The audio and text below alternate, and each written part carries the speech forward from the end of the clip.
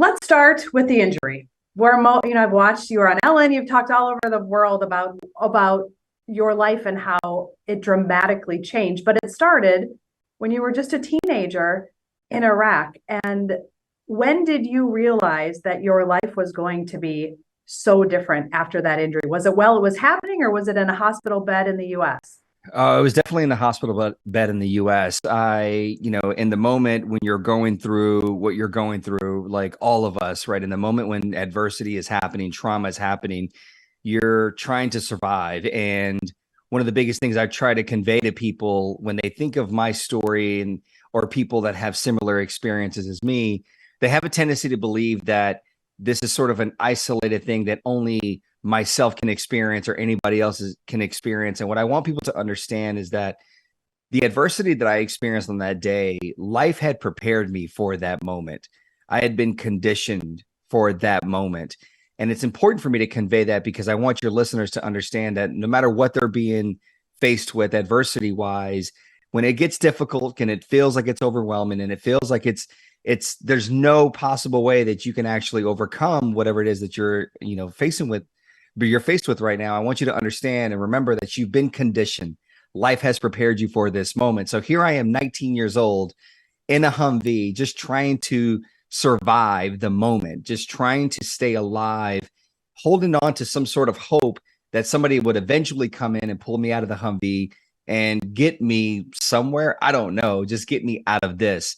And 3 weeks later, I wake up from my medical induced coma in San Antonio, Texas, which is where the burn center is for the military. And I can tell you that 19 years old, seeing my face, seeing my body, understanding that I wasn't going to be allowed to stay in the Army because of the severity of my injury, that essentially turned my world upside down. And as I tell people, I had lost both of my identities. The identity that I'd known for 19 years of my life, meaning the way that I looked. Every time I looked in the mirror, I had a relationship with this individual. I knew the way that he looked. I mean, I was sort of deemed a little bit of a pretty boy growing up. So I knew this character because I spent a lot of time looking at him in the mirror, and yet I'm looking in the mirror now, and the person looking back is not the same person that I had a relationship with. And then also the identity that I was starting to create for myself of being in the military, of being of service, of having that purpose and that impact. And now you're telling me I can't stay in the Army to continue that. Well, what life am I going to have? I'm not going to have any life because you're going to throw me into what we deem in the military space, the civilian world with no tools, with no skills, with nothing. Where do I go from here? And I literally thought my life was over. And I made the mistake that I think all of us make, and we're all human. We do it. But I immediately went into thinking long term. Oh my God, 6 months from now. Oh my God, a year from now, 5 years from now, 20 years from now, this is what my life is going to look like.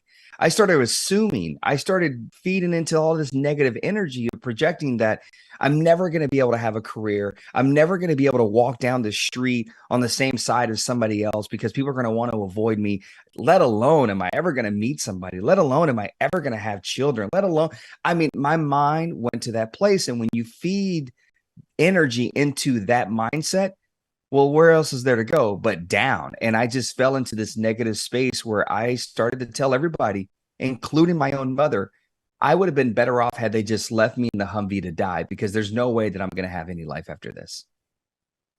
Boy, and now you're a parent. How painful to think of your kid telling you that boy, I'd rather be dead than alive. Well, I thought you were going to say how painful it is to be a parent. That there are days when True. that's painful too, but Yes. Yes, that is a true statement. So, but at some point, JR, you got out of it. You were able to get from the downward spiral and deal with, I mean, you had to heal, terribly painful. You had, dozens of surgeries and have this change in your outlook. And I've heard you talk at different places, and you've said that you made a decision and that you were prepared to make the decision, and your mother helped you. And I think one of the things that's so powerful about what you just said is that everyone will face adversity. It won't be probably being burned in Iraq or trapped in a burning car, but everyone will face adversity, and you have to be prepared mentally. So what tips do you have for people to be able to make the switch? Because at some point you have to choose your attitude. Yeah, I think the simplest thing that I can say to anybody right now, and what helped me and still is something that I live by till this day, is I stopped overwhelming myself with what might or might not happen. I stopped thinking about the long term in a sense of feeding into sort of that thought process that I'm never going to have this, I'm never going to be this, I'm never going to do that. And what I start to focus on is what I can control. I start to sort of pivot a lot of my energy and what can I put my energy into right now that's actually right in front of me, that's actually happening, that I actually have in my possession. What do I need to put my energy into? And that is a mindset that I still live by to this day. Listen, as a speaker who has had the opportunity like yourself to travel all over the world and speak and share to, with different groups, when COVID happened, of course, it turned everybody's world upside down. For my world, I was, essentially halted and said, no, you're not going to be on the road. You're going to be at home. Well, I didn't panic. I really didn't. Even though I was going to be taken off of the road and not going to do the 50 events that I did a year or whatever, I was like, okay, it's fine. Let me figure out how to leverage this thing that I'm pointing at right now, this camera. Let me leverage this microphone that's right in front of me, leverage the lighting, the space that I have, because I just said, I'm just going to focus on what I can control. I can't focus on what may happen from COVID. I can't focus on how long we're going to be in this. How long am I going to be at home? But I can focus that I can connect with people utilizing the technology that most of us have in our possession. And so for me, when I was in the hospital, that was one of the most key things that my mother shared with me. She said, I don't know why this happened to you. I don't know why this happened to us. All I'm asking you to do is three things. She said, I'm asking you to try to be positive, try to be that kid that is always upbeat. I'm asking you to have a little bit of faith that something good will come from this. And I'm asking you to just, find a way to just believe that something will come from this. That was it. I mean, it wasn't anything really deeply philosophical that my mother shared with me. It wasn't like this thing that's going to go down in history that is like, oh my God, those words are so powerful. They're basic words.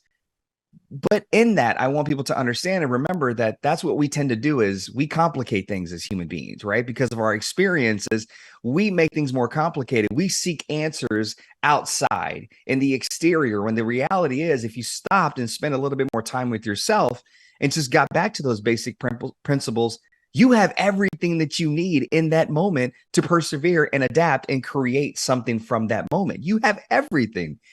And so once I applied this principle, because Kristi, I had nothing else. I was in a hospital bed. My body was completely scarred from head to toe. I was like, I might as well try this. And I noticed that things got easier, right? They were the pain, the experience, the reality of, okay, this is the severity of your injury. You can't do this. You can't do that. You won't look like this. All of that became manageable to a point where I said to myself, okay, I think I can do this. And it just, I started to then just focus on the small victories. The small victories were the things that were carrying me. These little isolated events that when you read my bio, it's long as first of all, just because, they gotta, you pay people to put a bio together and they add sentences and fluff it and make it sound Don't pay nicer. them by the word, JR. Don't pay them by the word. Exactly. That's the mistake I made. And so, when you read a bio though, they're going to highlight all these sort of big pivotal moments in the course of my life. They're not going to focus on the small victories. Those aren't going to be the things that are going to make a pivotal, statement when someone's reading that.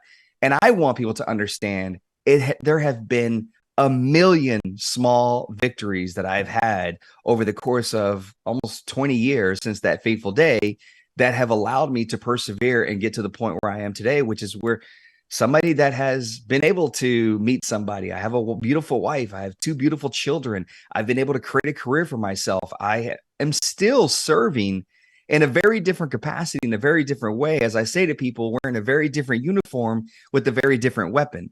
The new uniform now are the scars on my body. The new weapon now are the words that come out of my mouth.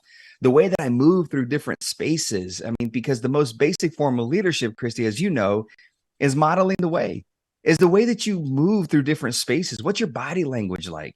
You know how many times people came up to me when I was 20 years old in the hospital recovering, just going through the hospital, and I'd be standing at an elevator or standing in somewhere in the cafeteria or something, and people would come up to me and say, I'm sorry, I don't know who you are. I don't know what happened to you, but I just want to tell you that I've just been watching you and the way you're smiling, the way you're carrying on, that inspires me. And just thank you for sharing that energy with the world. And 20 years old, I didn't really understand the impact that I could have on people at that time because I was just surviving every day. And I was just like, okay, you're welcome. And I was just living my life. But again, nobody would ever think that I was a leader. And neither did I think of myself as a leader at that time. And so the moment that all of us can embrace this concept that the most basic form of leadership is the way that we sort of interact with people, the way we communicate with people, the way we sort of move through the different shared spaces that we have, the minute that we sort of embody that mindset, guess what? Now your interaction is different. Now your energy is different because now people are always watching you.